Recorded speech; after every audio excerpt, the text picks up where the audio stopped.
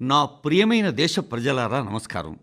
ఈ వర్షాకాలంలో ప్రకృతి వైపరీత్యాలు మనల్ని పరీక్షిస్తూ ఉన్నాయి. మన దేశాన్ని పరీక్షిస్తూ ఉన్నాయి. గత కొన్ని వారాల్లో వరదలు, కొండ చర్యలు విరిగిపడ్డం లాంటి భారీ విధ్వంసాన్ని మనం చూసాం. కొన్ని చోట్ల ఇళ్ళు కూలిపోయాయి. మరికొన్ని చోట్ల పొలాలు మునిగిపోయాయి. ఎన్నో కుటుంబాలు అవస్థల పాలయ్యాయి. కొన్ని చోట్ల వంతెనలు బలమైన నీటి ప్రవాహంలో కొట్టుకుపోయాయి. రోడ్లు కొట్టుకుపోయాయి. ప్రజల జీవితాలు ఎంతో ప్రమాదంలో చిక్కుకున్నాయి అక్కడక్కడ. ఈ సంఘటనలన్నీ ప్రతి భారతీయుణ్ణి ఎంతో బాధపెట్టాయి. నిజమే, ఎవరైనా తమ ప్రియమైన వారిని కోల్పోతే ఆ కుటుంబాల బాధ మనందరికీ బాధే కదా. సంక్షోభం ఎక్కడైనా రాని మన ఎన్డీఆర్ఎఫ్, ఎస్డీఆర్ఎఫ్ సిబ్బంది ఇంకా ఇతర భద్రతా దళాలు అక్కడి ప్రజల్ని రక్షించేందుకు రేయనక పగలనక పనిచేశాయి. సైనికులు సాంకేతిక పరిజ్ఞానం సహాయాన్ని కూడా తీసుకున్నారు. థర్మల్ కెమెరాలు, లైవ్ డిటెక్టర్లు, స్నిఫర్ డాగులు, డ్రోన్ నిఘా లాంటి అనేక ఆధునిక వనరుల సాయంతో సహాయ చర్యల్ని వేగవంతం చేయటానికి కృషి జరిగింది దేశవ్యాప్తంగా, అవసరం ఉన్న చోటల్లా. ఈ సమయంలో హెలికాప్టర్ ద్వారా సహాయ సామగ్రిని పంపిణీ చేశారు. గాయపడ్డ వారిని విమానాల్లో తరలించారు. విపత్తు సమయంలో సైన్యం సహాయం చేసేందుకు ముందుకొచ్చింది. స్థానిక ప్రజలు, సామాజిక కార్యకర్తలు, వైద్యులు, పరిపాలనా యంత్రాంగంలోని ప్రతి ఒక్కరూ ఈ సంక్షోభ సమయంలో మేమున్నామంటూ ముందుకొచ్చారు. సాధ్యమైనంత కృషి చేశారు. ఈ క్లిష్ట సమయంలో మానవత్వాన్ని అన్నింటికంటే ఉన్నత స్థానంలో ఉంచిన ప్రతి పౌరుడికి నేను హృదయపూర్వకంగా కృతజ్ఞతలు తెలియచేస్తున్నాను.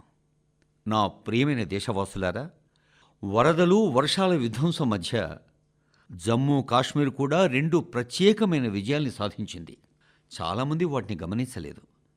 కానీ మీరు ఆ విజయాల గురించి తెలుసుకున్నప్పుడు మీరెంతో సంతోషిస్తారు. జమ్మూ కాశ్మీర్లోని పుల్వామాలోని ఒక స్టేడియంలో రికార్డు సంఖ్యలో ప్రజలు గుమికూడారు. పుల్వామా మొదటి డే నైట్ క్రికెట్ మ్యాచ్ అక్కడ జరిగింది ఆ రోజు.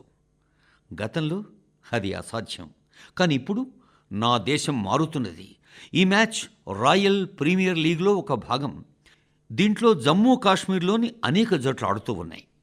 పుల్వామాలో రాత్రిపూట వేలాది మంది, ముఖ్యంగా యువత, క్రికెట్ క్రీడా స్ఫూర్తిని ఆస్వాదించింది. ఈ దృశ్యం నిజంగా చూడదగింది. మిత్రులారా, మన దృష్టిని ఆకర్షించిన రెండో కార్యక్రమం దేశంలో జరిగిన ఒక అద్భుత క్రీడ. అది మొదటి Khelo India water sports festival. అది కూడా శ్రీనగర్లోని దాల్ సరస్సులో జరిగింది. నిజంగా ఇటువంటి ఉత్సవాన్ని నిర్వహించేందుకు శ్రీనగర్ డాల్ లేక్ ఎంతో ప్రత్యేకమైన ప్రదేశం. జమ్మూ కాశ్మీర్లో జలక్రీడల్ని మరింత ప్రాచుర్యం పొందేలా చేయడమే దీని లక్ష్యం. భారతదేశం నలుమూలల నుంచి 800 దాకా అథ్లెట్లు ఇందులో పాల్గొన్నారు. మహిళా అథ్లెట్లు కూడా ఉన్నారు. వారి భాగస్వామ్యం కూడా పురుషుల భాగస్వామ్యంతో ఏమాత్రం వెనకబడకుండా దాదాపు సమానంగా ఉండటం ఎంతో విశేషం. ఇందులో పాల్గొన్న క్రీడాకారులందరినీ నేను అభినందిస్తున్నాను. అత్యధిక పతకాలు గెలుచుకున్న మధ్యప్రదేశ్ జట్టుకు ప్రత్యేక అభినందనలు. హర్యానా, ఒడిషా ఆ తర్వాతి స్థానాల్లో ఉన్నాయి. జమ్మూ కాశ్మీర్ ప్రభుత్వం, అక్కడి ప్రజల ఆప్యాయత, ఆతిథ్యాన్ని నేను ఎంతగానో అభినందిస్తున్నాను కూడా. మిత్రులారా, ఈ ఈవెంట్ అనుభవాన్ని మీకు తీసుకురావటానికి ఇందులో పాల్గొన్న 2 క్రీడాకారులతో మాట్లాడాలి అని నేను అనుకుంటున్నాను. వారిలో ఒకరు ఒడిషాకు చెందిన రష్మితా సాహు, మరొకరు శ్రీనగర్కు చెందిన మొహసిన్ అలీ. వాళ్ళు ఏం చెబుతారో విందాం. రష్మితాజీ నమస్తే. నమస్తే సార్. జై జగన్నాథ్. జై జగన్నాథ్ సార్. రష్మిత గారు, క్రీడా ప్రపంచంలో మీ విజయానికి ముందుగా మీకు చాలా చాలా అభినందనలు. ధన్యవాదాలు సార్. రష్మిత గారు, మా శ్రోతలు మీ గురించి, మీ క్రీడా ప్రయాణం గురించి తెలుసుకోవటానికి ఎంతో ఆసక్తిగా ఉన్నారు. నేను కూడా చాలా ఆసక్తిగా ఉన్నాను సుమా. చెప్పండి. సార్, నా పేరు రష్మితా సాహు, మాది ఒడిషా. నేను కెనోయింగ్ క్రీడాకారిణిని. నేను 2017లో క్రీడలలో చేరి కెనోయింగ్ ప్రారంభించాను సార్. జాతీయ స్థాయి ఛాంపియన్షిప్లలో నేను పాల్గొన్నాను సార్. నాకు 41 పతకాలు వచ్చాయి మొత్తంగా. వాటిలో 13 బంగారు పతకాలు సార్, 14 వెండి పతకాలు, 14 కాంస్య పతకాలు సార్. చాలా బాగుందమ్మా. ఈ క్రీడ మీద ఆసక్తి ఎలా పెంచుకున్నారు మీరు? అంటే మొదట మిమ్మల్ని ఎవరు ప్రేరేపించారు అని. అవును, మీ కుటుంబంలో క్రీడా వాతావరణం అప్పటికే ఉందా? లేదు సార్, అసలు మా గ్రామంలోనే క్రీడల వాతావరణం లేదు.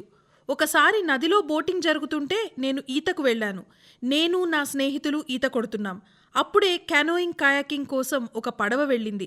దాని గురించి నాకు ఏమీ తెలియదు. కాబట్టి నేను నా స్నేహితులను అడిగాను అది ఏమిటి అని. జగత్పూర్లో స్పోర్ట్స్ అకాడమీ వారి స్పోర్ట్స్ సెంటర్ ఉందని, అక్కడ క్రీడలు నిర్వహిస్తారని, తను కూడా అక్కడికి వెళ్తాడని నా స్నేహితుడు నాకు చెప్పాడు. నాకు ఇది చాలా ఆసక్తికరంగా అనిపించింది. మరి ఇది ఏమిటో నాకు తెలియదు. పిల్లలు నీటిలో దీన్ని ఎలా చేస్తారో, బోటింగ్ చేస్తారా? నేను కూడా వెళ్ళాలనుకుంటున్నానని చెప్పాను. ఎలా వెళ్ళాలో నాకు కూడా చెప్పండి అని అడిగాను. అక్కడికి వెళ్ళి మాట్లాడమని అతడు నాకు చెప్పాడు సార్. అప్పుడు నేను వెంటనే ఇంటికి వెళ్ళి నాన్న నేను వెళ్ళాలి అని అడిగాను. అప్పుడు నాన్న సరే అని చెప్పి నన్ను తీసుకువచ్చారు. ఆ సమయంలో ట్రయల్ లేదు. అప్పుడు కోచ్ ఫిబ్రవరిలో ట్రయల్స్ జరుగుతాయని, ఫిబ్రవరి మార్చ్లో ట్రయల్ సమయంలో రావచ్చని చెప్పారు. అప్పుడు నేను ట్రయల్ సమయంలో అక్కడికి వెళ్ళాను సార్. సరే రష్మిత, చాలా బాగుంది. కాశ్మీర్లో జరిగిన ఖేలో ఇండియా వాటర్ స్పోర్ట్స్ ఫెస్టివల్లో మీ అనుభవం ఎలా ఉందో మాకు చెప్పండమ్మా. మీరు కాశ్మీర్కు మొదటిసారి వెళ్ళారా? అవును సార్, నేను మొదటిసారి కాశ్మీర్కు వెళ్ళాను. మొదటి Khelo India water sports festival అక్కడ జరిగింది. నాకు అందులో 2 ఈవెంట్లు ఉన్నాయి. సింగిల్స్ 200 మీటర్లు, 500 మీటర్ల డబుల్స్. నేను రెండింటిలోనూ బంగారు పతకాలు గెలుచుకున్నాను సార్. వావ్, రెండింటిలో కూడా బంగారు పతకాలు నీకే అయితే. అవును సార్. చాలా చాలా అభినందనలమ్మా. ధన్యవాదాలు సార్. సరే రష్మిత, వాటర్ స్పోర్ట్స్ కాకుండా ఇంకా వేరే ఏం హాబీలు ఉన్నాయమ్మా నీకు? వాటర్ స్పోర్ట్స్ కాకుండా నాకు రన్నింగ్ అంటే కూడా చాలా ఇష్టం. నేను సెలవులకు వెళ్ళినప్పుడల్లా రన్నింగ్కు వెళ్తాను సార్. నా పాత మైదానం నేను ఫుట్బాల్ ఆడటం నేర్చుకున్న ప్రదేశం. కాబట్టి నేను అక్కడికి వెళ్ళినప్పుడల్లా చాలా రన్నింగ్ చేస్తాను. ఫుట్బాల్ కూడా ఆడతాను సార్ కొంచెం. అయితే క్రీడలు మీ నరాల్లోనే ఉన్నాయన్నమాట. అవును సార్, నేను 1వ తరగతి నుండి 10వ తరగతి వరకు పాఠశాలలో చదివేటప్పుడు నేను పాల్గొన్న అన్ని ఈవెంట్లలో మొదటి స్థానంలో ఉండేదాన్ని. నేను ఛాంపియన్గా ఉండేదాన్ని సార్. Very good. రష్మిత, మీలాగే క్రీడల్లో పురోగతి సాధించాలి అనుకునేవాళ్ళు చాలామంది ఉంటారు. వాళ్ళకి మీ అనుభవం నుంచి ఏం పంచుకుంటావు? సార్, చాలామంది పిల్లలకు తమ ఇళ్ల నుండి బయటకు అడుగు పెట్టడానికి అనుమతి ఉండదు. వారు బాలికలైతే అసలు ఎలా బయటకు వెళ్తారనే ప్రశ్నలు ఎదురవుతాయి.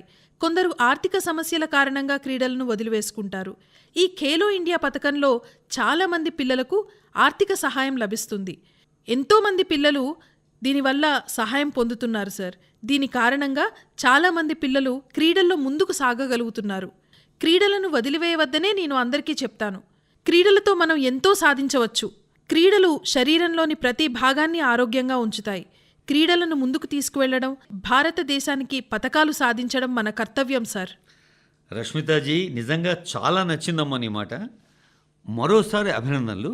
మీ నాన్నగారికి కూడా నా అభినందనలు తెలియచేయమ్మా. ఎందుకంటే చాలా కష్టాలు ఉండుంటాయి. అయినా ఒక కుమార్తె ఇలా ముందుకు సాగడానికి ఆయన ఎంతో ప్రోత్సాహాన్ని ఇచ్చారు. నా శుభాకాంక్షలు, ధన్యవాదాలు. ధన్యవాదాలు సార్. జై జగన్నాథ్. జై జగన్నాథ్ సార్. మొహసిన్ అలీజీ, నమస్తే. సార్ నమస్తే సార్. మీకు చాలా అభినందనలు. మీ ఉజ్వల భవిష్యత్తుకు శుభాకాంక్షలు కూడా. చాలా ధన్యవాదాలు సార్. అవును, మీరు మొదటి ఖేలో ఇండియా వాటర్ స్పోర్ట్స్ ఫెస్టివల్లో బంగారు పతకాన్ని సాధించిన మొట్టమొదటి వ్యక్తి. మీరు ఎలా అనుభూతి పొందారు? సార్, నేను చాలా సంతోషంగా ఉన్నాను. మొదటిసారి కాశ్మీర్లో జరిగిన ఖేలో ఇండియాలో నేను బంగారు పతకం సాధించాను సార్. ఈ పండుగను మీ కుటుంబం వాళ్ళు ఎలా చేసుకుంటున్నారు? సార్, మా కుటుంబం మొత్తం చాలా సంతోషంగా ఉంది. ఆ సంతోషాన్ని నేను మాటలో చెప్పలేను సార్. అయితే మీ కుటుంబం, ఫ్రెండ్స్ అందరూ ఈ చర్చల్లో మునిగిపోయారన్నమాట ఆనందంలో. అవును, మీ స్కూల్ మేట్స్ ఏమంటున్నారు? మా స్కూల్ మేట్స్ కూడా చాలా సంతోషంగా ఉన్నారు సార్. కాశ్మీర్లో అందరూ మీరు గోల్డ్ మెడలిస్ట్ అని అంటున్నారు నన్ను. అయితే ఇప్పుడు మీరు పెద్ద సెలబ్రిటీ. అవును సార్. మీరు వాటర్ స్పోర్ట్స్లో ఆసక్తిని పెంచుకోవడానికి కారణం ఏంటి? దీనివల్ల ఏం ప్రయోజనాలు ఉన్నాయో మాకు చెప్పరా? సార్, నా బాల్యంలో మొదటిసారిగా పడవను డాల్ లేక్లోనే చూశాను. మా నాన్న నన్ను అడిగారు, నువ్వు కూడా నడుపుతావా అని. నాకు చాలా ఆసక్తి ఉందని చెప్పాను సార్. ఆ తర్వాత నేను పడవ నడిపే శిక్షణ కేంద్రంలో మేడంని కలిశాను. ఈ వాటర్ స్పోర్ట్స్ బిల్కీస్ మేడం ద్వారా నేను నేర్చుకున్నాను సార్. సరే మొహసిన్ గారు, దేశం నలుమూలల నుంచి ప్రజలు వచ్చారు కదా. మొదటిసారిగా శ్రీనగర్ దాల్ లేక్లో ఇంత పెద్ద జలక్రీడల కార్యక్రమం జరిగింది. ఈ పండుగను ప్రజలు ఎలా భావించారు? సార్, మేము చాలా సంతోషంగా ఉన్నాం. అందరూ ఇది చాలా మంచి ప్రదేశమని, ఇక్కడ అన్నీ బాగున్నాయని, సకల సౌకర్యాలు ఉన్నాయని చెబుతున్నారు. ఖేలో ఇండియా ఎంతో బాగుంది సార్. సరే, మీరు కాశ్మీర్ రాష్ట్రమే కాకుండా బయటి రాష్ట్రాలు కూడా వెళ్ళారు ఆడడానికి? అవును సార్, నేను భోపాల్, గోవా, కేరళ, హిమాచల్ ఈ ప్రదేశాలకు కూడా ఆడేందుకు వెళ్ళాను. హో, అయితే మీరు మొత్తం భారతదేశాన్ని చూశారన్నమాట. అవును సార్. అవును, చాలామంది ఆటగాళ్ళు వచ్చారు కదా అక్కడికి. అవును సార్. మీకు కొత్త స్నేహితులు దొరికారా లేదా? సార్, నాకు చాలామంది స్నేహితులు దొరికారు. మేము ఇక్కడ దాల్ లేక్, లాల్ చౌక్లో కలిసి తిరిగాం. మేము అన్ని చోట్ల తిరిగాం సార్. పహల్గామ్కు కూడా వెళ్ళాను సార్. చూడండి, జమ్మూ కాశ్మీర్లోని క్రీడా ప్రతిభ అద్భుతంగా ఉండటం నేను చూశాను. Correct sir. దేశాన్ని గర్వపడేలా చేసే సామర్థ్యం జమ్మూ కాశ్మీర్లోని మన యువతలో ఉంది. మీరు స్వయంగా కృషి చేశారు, దాన్ని నిరూపించారు కూడా. అవును సార్, ఒలింపిక్స్లో మన దేశానికి పథకం తీసుకురావడమే నా కల. బ్యూటిఫుల్. చాలా బాగుంది మేసిన్ గారు. మీ నుంచి ఇది వింటున్నప్పుడు నాకు రోమాలు నిక్కబుడుచుకుంటున్నాయి. అవును సార్, ఒలింపిక్స్లో పథకం గెలవాలి, మన దేశ జాతీయ గీతం ప్లే కావాలి. అదే నా ఏకైక కల సార్. ప్రజలారా, చూస్తున్నారా, వింటున్నారా? నా దేశంలోని ఒక కార్మిక కుటుంబంలోని అబ్బాయి ఎంత అద్భుతమైన కలలు కంటున్నాడు. అంటే ఈ దేశం చాలా అభివృద్ధి చెందబోతున్నది. ఎస్ సార్, చాలా అభివృద్ధి చెందబోతోంది. ఇక్కడ ఇంత పెద్ద ఎత్తున ఖేలో ఇండియా నిర్వహించినందుకు భారత ప్రభుత్వానికి మేము కృతజ్ఞతలు తెలుపుతున్నాం సార్. మొట్టమొదటిసారిగా Khelo India water sports Jammu కాశ్మీర్లో జరిపినందుకు ఇంకా ధన్యవాదాలు సార్. మొహసిన్ అలీ గారు, అందుకే మీ పాఠశాలలో మీ చుట్టుపక్కల ఇంత విజయోత్సాహం. అవును సార్. మీతో మాట్లాడడం నాకు చాలా ఉత్సాహాన్ని ఇచ్చింది. నా తరఫున ముఖ్యంగా మీ నాన్నగారికి ధన్యవాదాలు. ఎందుకంటే ఒక కార్మికుడుగా తన జీవితాన్ని తాను గడుపుతూ నీ జీవితాన్ని ఇంత అద్భుతంగా తీర్చిదిద్దారు. అదే ఆయన గొప్పతనం. మీరు కూడా మీ నాన్న మాట ప్రకారం విశ్రాంతి తీసుకోకుండా 10 సంవత్సరాలు కష్టపడి పనిచేశారు. ఇది ఒక ఆటగాడికి గొప్ప ప్రేరణ. మీ వెనక మీకోసం ఎంతో కష్టపడి పనిచేసిన మీ కోచ్ను కూడా నేను అభినందిస్తున్నాను. నా వైపు నుండి మీ కోచ్కు కూడా చాలా చాలా శుభాకాంక్షలు. చాలా చాలా అభినందనలు సోదరా. ధన్యవాదాలు సార్.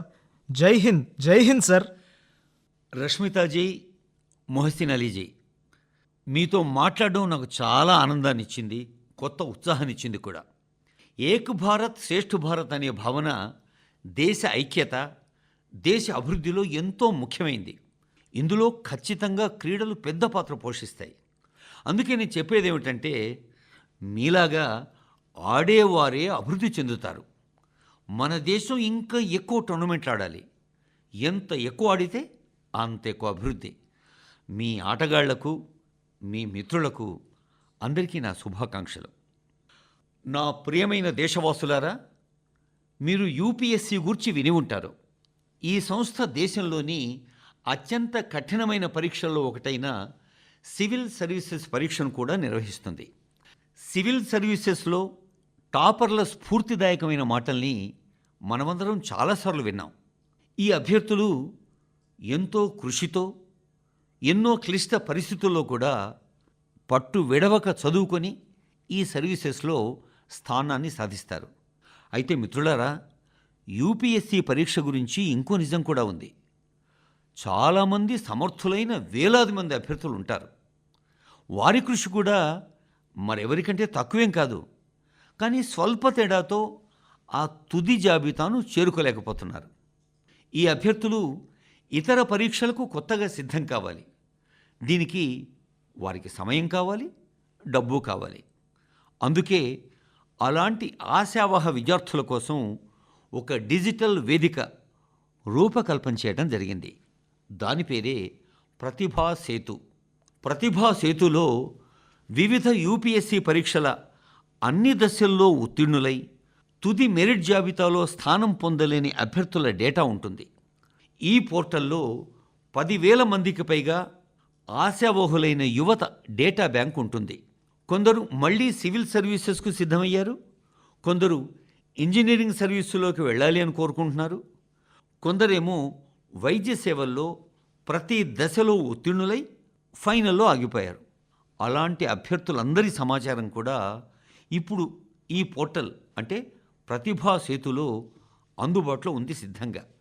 ప్రైవేట్ కంపెనీలు ఈ ఆశావహ విద్యార్థుల సమాచారాన్ని ఈ పోర్టల్ నుండి తీసుకొని వారికి ఉపాధి కల్పించవచ్చు. మిత్రులారా, ఈ ప్రయత్నంలో ఫలితాలు సాధించడం కూడా ఆరంభమైంది. ఈ పోర్టల్ సహాయంతో వందలాది మంది అభ్యర్థులు తక్షణమే కొత్త ఉద్యోగాలు సాధిస్తున్నారు కూడా. స్వల్ప తేడాతో సివిల్ సర్వీసెస్ మిస్ అయిన యువత ఇప్పుడు ఒక కొత్త విశ్వాసంతో ముందుకు సాగుతోంది. నా ప్రియమైన దేశవాసులారా, నేడు ప్రపంచం మొత్తం భారతదేశం వైపు చూస్తున్నది. భారతదేశంలో దాగి ఉన్న అవకాశాల్ని యావత్తు ప్రపంచమూ చూస్తోంది. దీనికి సంబంధించిన ఒక ఆసక్తిదాయకమైన అనుభవాన్ని నేను మీతో పంచుకుంటాను. ఈ రోజుల్లో పాడ్కాస్ట్లు చాలా ఫ్యాషన్గా మారాయి. మీ అందరికీ తెలుసది.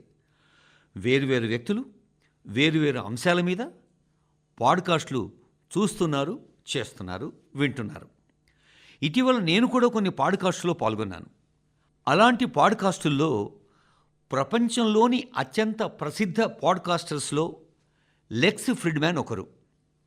ఆ పాడ్కాస్ట్లో చాలా విషయాలు చర్చకొచ్చాయి. ప్రపంచం నలుమూలల నుంచి ఎంతోమంది ప్రజలు దాన్ని విన్నారు. పాడ్కాస్ట్లో చర్చ జరుగుతున్నప్పుడు నేను సంభాషణలో ఒక అంశాన్ని లేవనెత్తాను. ఒక జర్మన్ క్రీడాకారుడు ఆ పాడ్కాస్ట్ విన్నాడు. అతని దృష్టి నేను దానిలో ప్రస్తావించిన దానిపై కేంద్రీకృతమైంది. అతను ఆ అంశంతో ఎంతగా కనెక్ట్ అయ్యాడంటే అతను మొదట దానిపై పరిశోధన చేశాడు.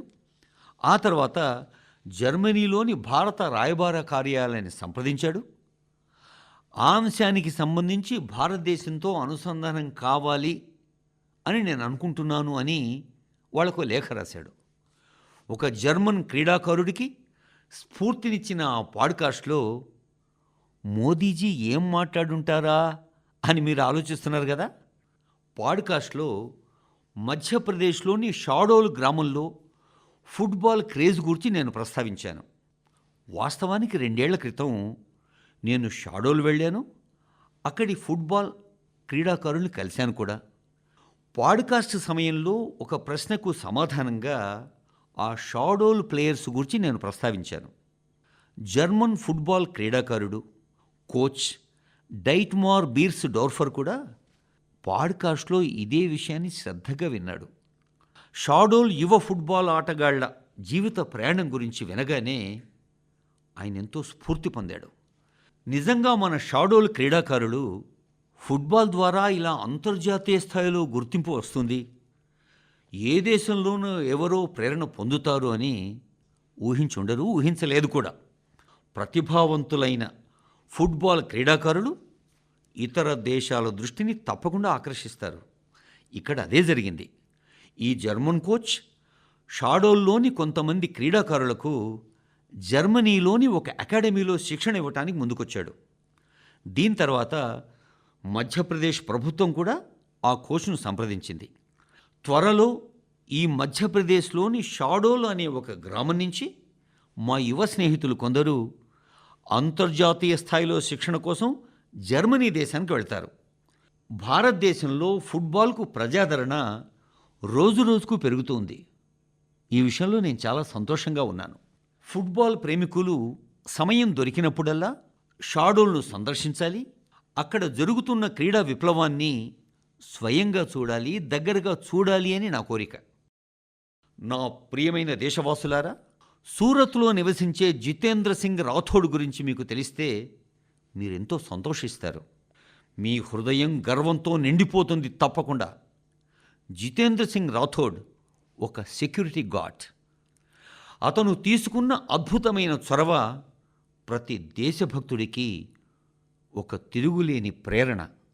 గత కొన్నేళ్లుగా భారతమాత రక్షణలో తమ ప్రాణాల్ని త్యాగం చేసిన సైనికులందరి గురించి సమాచారాన్ని సేకరిస్తున్నారు మన జితేంద్ర సింగ్ రాథోడ్ గారు.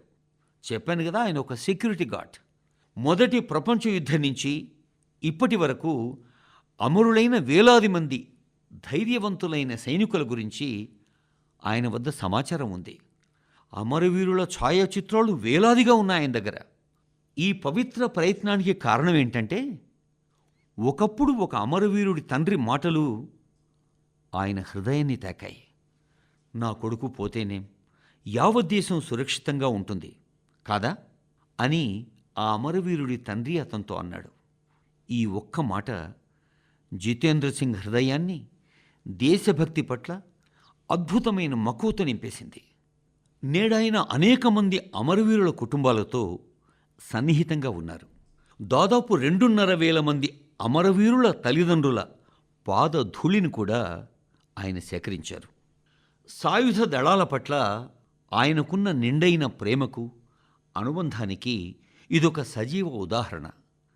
జితేంద్ర గారి జీవితం మనకు నిజమైన దేశభక్తి పాఠం. నా ప్రియమైన దేశ ప్రజలారా, ఈ రోజుల్లో ఇళ్ల పైకప్పులపై, పెద్ద పెద్ద భవనాలపై, ప్రభుత్వ కార్యాలయాల్లో సౌర ఫలకాలు తరచుగా ప్రకాశిస్తున్నట్టు మీరు చూసే ఉంటారు. ఇప్పుడు ఈ సౌర ఫలకాల ప్రాధాన్యత ప్రజలు కూడా అర్థం చేసుకుంటున్నారు. దాన్ని ఎంతో విశాల దృక్పథంతో స్వీకరిస్తున్నారు కూడా.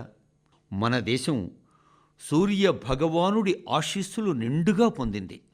కాబట్టి సూర్యుడు ఇస్తున్న శక్తిని మనం పూర్తిగా ఎందుకు వాడుకోకూడదు? మిత్రులారా, సౌరశక్తి కారణంగా రైతుల జీవితాలు కూడా మారుతూ ఉన్నాయి. పొలాలు, వ్యవసాయం, రైతులు మారలేదు. కానీ ఇప్పుడు కష్టానికి ఫలాలు చాలా ఎక్కువగా వస్తున్నాయి. కారణం సోలార్ పంపులు, సోలార్ రైస్ మిల్లులు. నేడు దేశంలోని అనేక రాష్ట్రాల్లో వందలాది సోలార్ రైస్ మిల్లులు వచ్చాయి. సోలార్ రైస్ మిల్లులు రైతుల ఆదాయాన్ని పెంచడంతో పాటు వారి ముఖాల్లో ప్రకాశాన్ని కూడా పెంచుతూ ఉన్నాయి. మిత్రులారా, బీహార్కు చెందిన దేవికి గారు సోలార్ పంపుతో గ్రామం స్వరూపాన్ని మార్చేశారు. ముజఫర్పూర్లోని రతన్పురా గ్రామంలో నివసించే దేవకి గారిని ఇప్పుడు ప్రజలందరూ ప్రేమగా సోలార్ దీదీ అని పిలుస్తున్నారు. దేవకి గారికి జీవితం ఒక పవిత్రమైన, పెద్దదైన బాధ్యత. దేవకి గారి జీవితం అంత సాఫీగా సాగలేదు. చిన్న వయసులోనే వివాహమైంది. చిన్న పొలం, 4 పిల్లలు, అంటే పెద్ద కుటుంబ బాధ్యత. భవిష్యత్తు గురించి అంత స్పష్టమైన భరోసా ఏం లేదు. కానీ ఆమె స్ఫూర్తికి ఎప్పుడూ విఘాతం కలగలేదు. ఒక స్వయం సహాయ బృందంలో చేరారు. అక్కడ సోలార్ పంపు గురించిన సమాచారం పొందారు. సోలార్ పంపు కోసం ప్రయత్నాలు ఆరంభించారు. అందులో విజయం సాధించారు. ఆ తర్వాత సోలార్ దీదీ సోలార్ పంపు గ్రామం యొక్క ముఖ చిత్రాన్ని మార్చేసింది. గతంలో కొన్ని ఎకరాల భూమికి మాత్రమే సాగునీరు అందించే అవకాశం ఉన్న చోట ఇప్పుడు 40 ఎకరాలకు పైగా భూమికి సోలార్ దీదీ గారి సోలార్ పంపు నుంచి సాగునీళ్ళు అందుతూ ఉన్నాయి. గ్రామంలోని ఇతర రైతులు కూడా సోలార్ దీదీ ప్రచారంలో చేరారు. వారి పంటలు పచ్చగా మారడం ఆరంభించాయి. సహజంగానే ఆదాయం పెరగటం కూడా ఆరంభమైంది. మిత్రులారా, గతంలో దేవకి గారి జీవితం 4 గోడలకే పరిమితమై ఉండేది. కానీ నేడు పూర్తి నమ్మకంతో, విశ్వాసంతో తన పని తాను చేస్తున్నారు. సోలార్ దీదీగా మారారు, డబ్బులు సంపాదిస్తున్నారు. ఇంకో ఆసక్తిదాయకమైన విషయం ఏంటంటే, ఆ ప్రాంతపు రైతుల నుంచి చెల్లింపులన్నీ యూపీఐ ద్వారా మాత్రమే తీసుకుంటారు. ఇప్పుడు ఆమెను ఊరు మొత్తం ఎంతో గౌరవంగా చూస్తున్నారు. వారి కృషి వల్ల, దూరదృష్టి వల్ల ఒకటి రుజువైంది. ఏమిటంటే, సౌరశక్తి కేవలం విద్యుత్ వనరు మాత్రమే కాదు, ప్రతి గ్రామానికి ఒక కొత్త వెలుగు, ఒక కొత్త శక్తి. నా ప్రియమైన దేశ ప్రజలారా, సెప్టెంబర్ 15వ తేదీ భారతదేశ గొప్ప ఇంజనీర్ మోక్షగుండం విశ్వేశ్వరయ్య గారి జన్మదినం. ఆ రోజును మనం ఇంజనీర్ల దినోత్సవంగా ఘనంగా జరుపుకుంటాం. ఇంజనీర్లు కేవలం యంత్రాల్ని తయారు చేయటం మాత్రమే కాదు, వారి కలలను వాస్తవ రూపంలోకి తీసుకొచ్చే కర్మయోగులు. భారతదేశంలోని ప్రతి ఇంజనీర్ను ఈ సందర్భంగా నేను అభినందిస్తున్నాను. వారికి నా శుభాకాంక్షలు. మిత్రులారా, విశ్వకర్మను పూజించే పవిత్ర సందర్భం కూడా సెప్టెంబర్లోనే ఉంది. సెప్టెంబర్ 17వ తేదీన విశ్వకర్మ జయంతి. ఆ రోజును మనం విశ్వకర్మ సోదరులకు అంకితం చేశాం. వారు సంప్రదాయపు చేతి పనులు, నైపుణ్యాలు, తమ జ్ఞానాన్ని, తమ విజ్ఞానాన్ని, ప్రతిభను ఒక తరం నుంచి మరో తరానికి నిరంతరం అందించటం జరుగుతూనే ఉంది. మన వడ్రంగులు, కమ్మరి, స్వర్ణకారులు, కుమ్మరులు, శిల్పులు, ఇలా ఎందరో ఎల్లప్పుడూ భారతదేశ శ్రేయస్సు కోసం పునాదిగా ఉన్నారు. మన ఈ విశ్వకర్మ సోదరులకు సహాయం చేసేందుకే ప్రభుత్వం ప్రారంభించింది ఒక కొత్త యోజన, విశ్వకర్మ యోజన.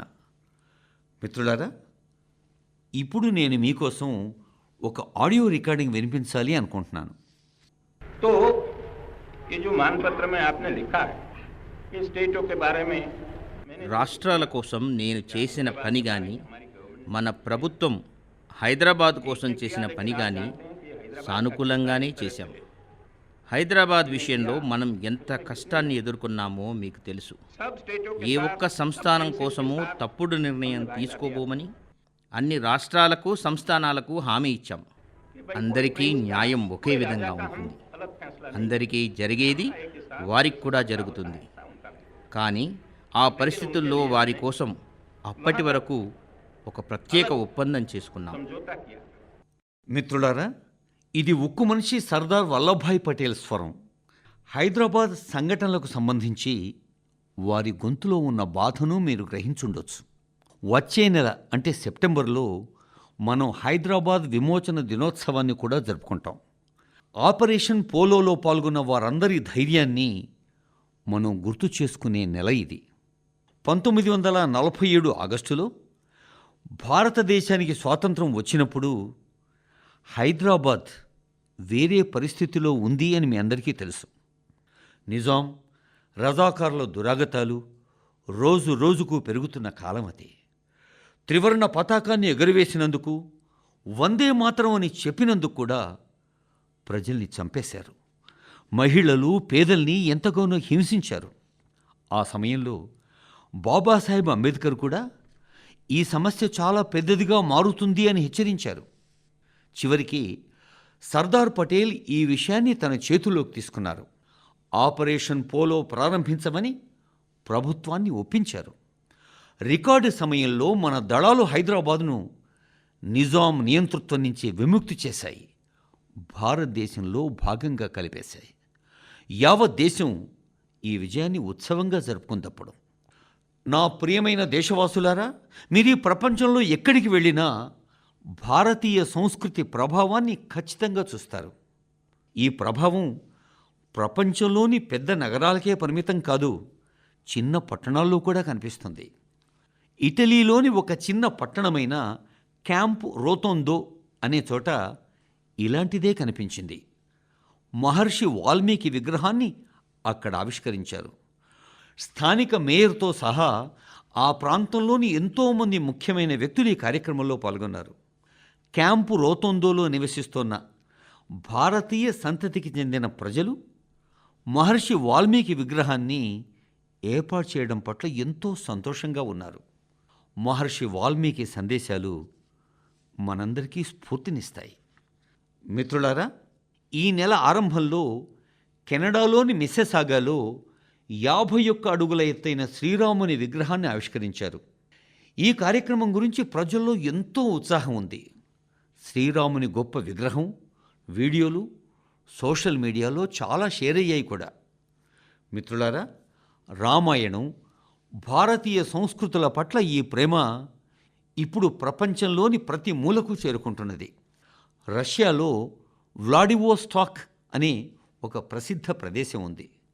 శీతాకాలంలో ఉష్ణోగ్రత -20 అంటే -20 నుంచి -30 °C వరకు పడిపోయే ప్రదేశంగా చాలామందికి తెలుసు ఈ వ్లాడివోస్టోక్ అనే రష్యా ప్రదేశం. ఈ నెలలో వ్లాడివోస్టాక్లో ఒక ప్రత్యేక ప్రదర్శన జరిగింది. రామాయణంలోని వివిధ ఇతివృత్తాల మీద రష్యన్ పిల్లలు వేసిన చిత్రాల్ని అందులో ప్రదర్శించారు. ఇక్కడ పోటీ కూడా జరిగింది. ప్రపంచంలోని వివిధ ప్రాంతాల్లో భారతీయ సంస్కృతి మీద రోజు రోజుకు అవగాహన పెరుగుతూ ఉండటం, అది మనందరం చూడటం నిజంగా చాలా సంతోషంగా ఉంది కదా. నా ప్రియమైన దేశవాసులారా, ఈసారి మన్ కీ బాత్లో ఇప్పటికీ ఇంతే. ఈ సమయంలో దేశం మొత్తం ఉత్సాహంగా గణేష్ ఉత్సవాలు జరుపుకుంటోంది. రాబోయే రోజుల్లో అనేక పండుగల ఆనందం ఉంటుంది. ఈ పండుగల సమయంలో మీరు స్వదేశీ ప్రాముఖ్యతను ఎప్పటికీ మర్చిపోకూడదు. భారతదేశంలో తయారు చేసిన బహుమతులు ఇవ్వాలి, భారతదేశంలో నేసిన బట్టలు వేయాలి, స్వదేశీ వస్తువులతో మాత్రమే అలంకరణ చేసేందుకు కూడా ప్రయత్నం చేయాలి. దీపాలు భారతదేశంలో తయారు చేసిన పదార్థాలతో చేయాలి. ఇంకా ఇలాగే జీవితంలోని ప్రతి అవసరంలో ప్రతి వస్తువు స్వదేశీగా ఉండాలి. ఇది స్వదేశీ అని గర్వంగా చెప్పండి. అవును, ఇది స్వదేశీ అని మరింత గర్వంగా చెప్పండి. ఇది స్వదేశీ అని మరింత గట్టిగా చెప్పండి. ఈ స్వదేశీ భావనతోనే మనం ముందుకు సాగాలి. ఒకే నినాదం వోకల్ ఫర్ లోకల్, ఒకే మార్గం ఆత్మనిర్భర్ భారత్. మనందరిది ఒకే లక్ష్యం వికసిత్ భారత్. మిత్రులారా, ఈ ఆనందాల మధ్య మీరందరూ పరిశుభ్రతపై దృష్టి సారించటం మర్చిపోవద్దు సుమా. ఎందుకంటే పరిశుభ్రత ఉన్నచోటే పండుగల ఆనందం కూడా పెరుగుతుంది. మిత్రులారా, మన్ కీ బాత్ కోసం ఇలా పెద్ద సంఖ్యలో మీ సందేశాల్ని నాకు పంపుతూ ఉండండి. మీ ప్రతి సూచన ఈ కార్యక్రమానికి చాలా ముఖ్యం. మీ అభిప్రాయాల్ని నాకు పంపుతూ ఉండండి. ఈసారి మనం కలిసినప్పుడు మరిన్ని కొత్త అంశాల్ని మనం చర్చించుకుందాం. చాలా చాలా ధన్యవాదాలు. నమస్కారం.